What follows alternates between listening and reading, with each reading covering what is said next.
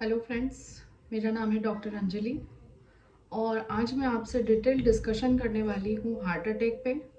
जी हाँ, जो कि आजकल बहुत बढ़ती हुई बीमारी है जिससे कई लोगों की सेहत को और जान को खतरा हो रहा है। कई लोगों के अपने इस चीज़ से गुजर रहे हैं। तो मैं आज आपको डिटेल में बताऊंगी कि हार्ट अटैक क्या होता है, क्यों होता है, किन लोगों में होता है, क्या इसके ट्रीटमेंट है, कैसे इसको डायग्नोस करते हैं और कैसे इससे बच सकते हैं। तो वीडियो को एंड तक ज़रूर देखें। हो सकता है कि ये वीडियो आपके लिए और आपके परिवार के लिए या आपके लिए जो भी जिनको भी आप जानते हैं उनके लिए हेल्पफुल हो सके। आप ये नॉलेज जो आप इस वीडियो से मिलेगा वो आप लोगों को बता सके और आपकी बताई हुई जानकारी से बाकी लोगों का भी भला हो सके। तो शुरुआत करते हैं कि हार्ट अटैक क्या होता है। हार्ट अटैक को मेडिकल टर्म्स में मायोकार्डियल इंफार्क्शन कहते हैं। आपने ये तो सुना ही होगा कि हार्ट से पंप होकर ब्लड पूरे बॉडी में जाता है।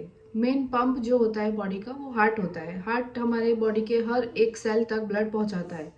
लेकिन हार्ट को काम करने के लिए उसे खुद को भी ब्लड की ज़रूरत होती है। और जब ये हार्ट को जो ब्लड सप्लाई होती है जिन आर्टरीज के थ्रू, अगर उनमें ब्लॉकेज आ जाए या किसी तरह से वो आर्टरी काम करना बंद कर दे और हार्ट को ब्लड नहीं मिले, उस कंडीशन को हम हार्ट अटैक कहते हैं। जब एकदम से ब्लड की सप्लाई हार्ट को ही बंद हो गई है तो हार्ट हमारा काम करना बंद कर देता है। हार्ट के मसल्स को ऑक्सीजन मिलना बंद हो जाता है जिससे उनका परमानेंट डैमेज हो जाता है और कई केसेस में इंसान की डेथ भी हो सकती है। अब हम बात करेंगे कि हार्ट अटैक के सिम्टम्स क्या होते हैं। कैसे पता चलेगा कि किसी व्यक्ति को हार्ट अटैक आने वाला है या वो कुछ बात बोल रहा है जिससे हम ये पता लगा सके कि उसे हार्ट अटैक आने वाला है या आने के लक्षण दिखाई दे रहे हैं। दोस्तों, सबसे मेन इम्पॉर्टेंट इसका जो सिम्टम होता है वो यही होता है कि जिस भी व्यक्ति को हार्ट अटैक आने वाला होता है या आ रहा होता है उसका एक ही पहला कंप्लेंट होता है कि उसके सीने में बहुत तेज दर्द होता है, पेन और डिस्कम्फर्ट इन द चेस्ट। महिलाओं में ये दर्द लेफ्ट साइड में भी होता है लेकिन कई बार महिलाओं में ये दर्द सेंटर में फील होता है। इसी तरह बैक में, नेक में, दोनों जबड़ों में, खासकर नीचे वाले जबड़े में या आपके मैंडिबल में एक तरह की नमनेस होगी और दर्द होगा। इसी के साथ लेफ्ट हैंड में और राइट हैंड में या फिर दोनों हाथ में एक साथ दर्द होगा जो कि आपके शोल्डर से होते हुए पीछे की तरफ, जब भी कोई कंप्लेंट करेगा वो ऐसे करेगा, मुझे यहाँ से इधर पीछे तक दर्द हो रहा है। तो ये भी हार्ट अटैक का एक इम्पॉर्टेंट सिम्टम है। इसी के साथ सांस फूलना, शॉर्टनेस ऑफ ब्रीथ, थोड़ा सा भी चलने पर किसी की सांस फूल रही है या इनमें से जितने भी सिम्टम्स मैंने बताया इनमें से 2-3 सिम्टम अगर एक साथ दिखाई दे रहे हैं तो ऐसे में आज आप उस व्यक्ति को तुरंत हॉस्पिटल ले जाएं और उसका इलाज शुरू करवाएं। इसके अलावा महिलाओं में कुछ सिम्टम्स अलग देखे जाते हैं। ये कॉमन सिम्टम्स है जो पुरुषों में और महिलाओं में होते हैं, लेकिन महिलाओं में थोड़ा सा डिफरेंट सिम्टम्स भी हो सकते हैं। महिलाओं का जैसे मैंने एक तो आपको बताया कि चेस्ट पेन उन्हें सेंटर में ज़्यादा फील होता है जबकि हमारा हार्ट लेफ्ट में, पर महिलाओं को सेंटर में ज़्यादा फील होता है। इसी के अलावा कई बार इनडाइजेशन जैसे सिम्टम्स वो कहेंगी कि मुझे ऐसे लग रहा है कि मेरा खाना नहीं पचा या मुझे इनडाइजेशन हो रहा है। इसी के साथ वॉमिटिंग का कंप्लेंट देंगी, बहुत ज़्यादा थकान का कंप्लेंट देंगी। अगर उन्हें नींद नहीं आ रही है, हार्ट अटैक से पहले कई बार ऐसा होता है कि इंसोम्निया होता है। इंसोम्निया मतलब नींद नहीं आती है। तो महिलाओं में कुछ सिम्टम्स डिफरेंट होते हैं पुरुषों के कंपैरिजन में। तो ये बात हो गई हार्ट अटैक के लक्षण की। नेक्स्ट ये आता है कि हार्ट अटैक होने का कारण क्या है। तो मेन कारण यही होता है एथेरोस्क्लेरोसिस, जिसे हम मेडिकल टर्म में कहते हैं। जो आर्टरीज हमारे हार्ट को ब्लड सप्लाई करती है, अगर उनमें कोई ब्लॉकेज आ जाए तो उस परिस्थिति में ब्लड की सप्लाई हार्ट को कम हो जाती है। आप इमेजिन कीजिए एक पाइप है, अगर उस पाइप में कुछ फंस जाता है तो उस पाइप से पानी जाना कम हो जाएगा या बंद हो जाएगा। सेम चीज हमारी आर्टरीज के साथ होती है। अगर उसमें ब्लॉकेज हो जाए तो वो ब्लड सप्लाई कम हो जाती है और एक टाइम पर धीरे धीरे रुक जाती है। जब ब्लॉकेज बहुत ज्यादा बड़ा होगा तो हमारी आर्टरीज में ब्लॉकेज होने की वजह से वो ब्लड सप्लाई नहीं कर पाती और हार्ट के मसल्स को ब्लड नहीं मिलता है। सबसे मेन कारण यही है हार्ट अटैक का। इसके अलावा कई बार हमारी आर्टरीज में स्पाज़म हो जाता है। हमारी आर्टरीज के अंदर ऐसी लाइनिंग होती है मसल्स की, जो कि उन्हें सिकुड़ने का और चौड़ा करने का काम करती है। अगर ये सिकुड़न और ये चौड़ा होने की प्रक्रिया अगर एक जगह रुक जाए, स्पाज़म आ जाए, तो ऐसे केस में भी ब्लड सप्लाई बंद हो जाता है। इसके अलावा अगर आपके बॉडी में इलेक्ट्रोलाइट इम्बैलेंस हो जाए तो वो भी एक कारण होता है हार्ट अटैक का। हार्ट अटैक के कारण जानने के बाद अब हम जानेंगे कि किन लोगों में हार्ट अटैक का ज़्यादा रिस्क होता है या किन लोगों में ज़्यादा चांसेस होते हैं कि उन्हें हार्ट अटैक आ जाए। इसके बहुत सारे रिस्क फैक्टर्स होते हैं, जिसमें पहला रिस्क फैक्टर होता है एज और सेक्स यानी कि जेंडर। एज में अगर हम बात करें तो पुरुषों में 45 की एज के बाद चांसेस बढ़ जाते हैं, वहीं महिलाओं में 50 की एज के बाद और मेनोपॉज के बाद हार्ट अटैक के चांसेस बढ़ जाते हैं। इसी के साथ हार्ट अटैक का एक मुख्य कारण होता है फैमिली हिस्ट्री। जी हाँ, जिनके परिवार में पहले कभी किसी को हार्ट अटैक आया हो, किसी के फादर को, ब्रदर को अगर हार्ट अटैक की बीमारी हो, तो हो सकता है कि वो जनरेशन टू जनरेशन ट्रांसफर होती है। नेक्स्ट हमारा रिस्क फैक्टर है लाइफस्टाइल। लाइफस्टाइल में हम बहुत सारी ऐसी चीज़ें करते हैं जो कि हमारे हार्ट की सेहत के लिए बिल्कुल अच्छी नहीं होती है।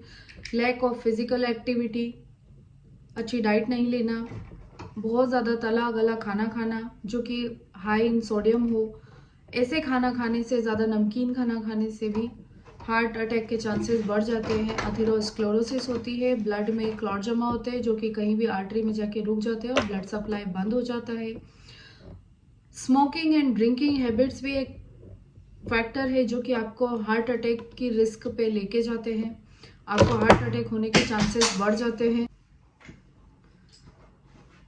तो हार्ट से रिलेटेड कोई भी प्रॉब्लम होगा या हार्ट में कोई ब्लॉकेज, हार्ट के आर्टरीज में कोई ब्लॉकेज आ गया है या हार्ट हमारा अच्छे से फंक्शनिंग नहीं कर रहा है, तो ये सब जानने के लिए कुछ बेसिक से टेस्ट होते हैं।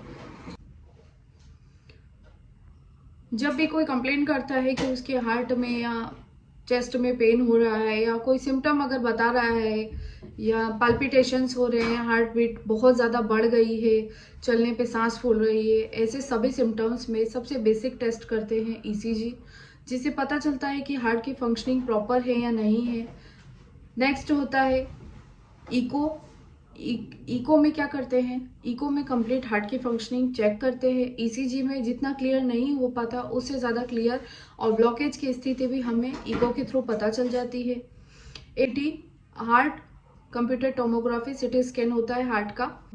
ब्लड टेस्ट होते हैं जिनमें बहुत सारे कार्डियक मार्कर्स होते हैं, जिनके लेवल्स बढ़ जाते हैं तो ब्लड टेस्ट के थ्रू भी हमें पता चल जाता है कि हार्ट में कोई प्रॉब्लम है या आगे कोई दिक्कत हो सकती है। तो इस तरह हम सारे डायग्नोस्टिक इवैल्यूएशन करते हैं। नेक्स्ट हम बात करेंगे कि अगर हार्ट अटैक आ जाता है तो किस किस तरह की ट्रीटमेंट होते हैं, या हार्ट अटैक नहीं हो इसलिए हम क्या बचाव कर सकते हैं। तो ट्रीटमेंट और बचाव दोनों हम एक ही साथ बात करेंगे। तो हार्ट अटैक की कंडीशन में ट्रीटमेंट हार्ट अटैक की सीवियरिटी पे डिपेंड करता है, कितना ज़्यादा हार्ट को डैमेज हुआ है, किस तरीके का ट्रीटमेंट उसके लिए ज़रूरी है। तो जो भी हमारे हार्ट अटैक की सीवियरिटी होती है उसी से हम ट्रीटमेंट प्लान करते हैं। ट्रीटमेंट में सबसे पहला आता है डिफिब्रिलेशन एंड ऑक्सीजन थेरेपी। दोस्तों, जैसा कि मैंने आपको एक्सप्लेन किया है कि जब भी हार्ट अटैक आता है तो हार्ट को ऑक्सीजन की सप्लाई कम हो जाती है।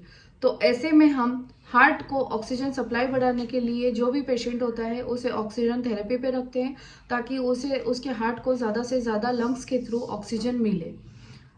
डिफिब्रिलेशन क्या होता है कि हार्ट मसल्स को एक शॉक होता है, इलेक्ट्रिक शॉक, जिससे हार्ट मसल्स रैपिड एक्शन में आए और तुरंत से काम करना चालू कर दे। मेडिसिनल में ऐसे व्यक्ति को ब्लड पतला करने की गोलियां दी जाती है, एंटीकोगुलेंट दिए जाते हैं और इसी के साथ पेन किलर्स दिए जाते हैं। दूसरा होता है मेडिकल प्रोसीजर में हम स्टेंट डालकर एंजियोप्लास्टी करते हैं। जिस भी आर्टरी में ब्लॉकेज आया है उस आर्टरी के ब्लॉकेज को फुलाकर एक स्टेंट डालकर, उस पाइप में स्टेंट डालकर, एक स्प्रिंग के जैसा स्टेंट होता है वो स्टेंट डालकर उसे फुलाते हैं और फुलाने के बाद उसे नॉर्मल वर्किंग कंडीशन में लाते हैं, जिसे हम एंजियोप्लास्टी कहते हैं।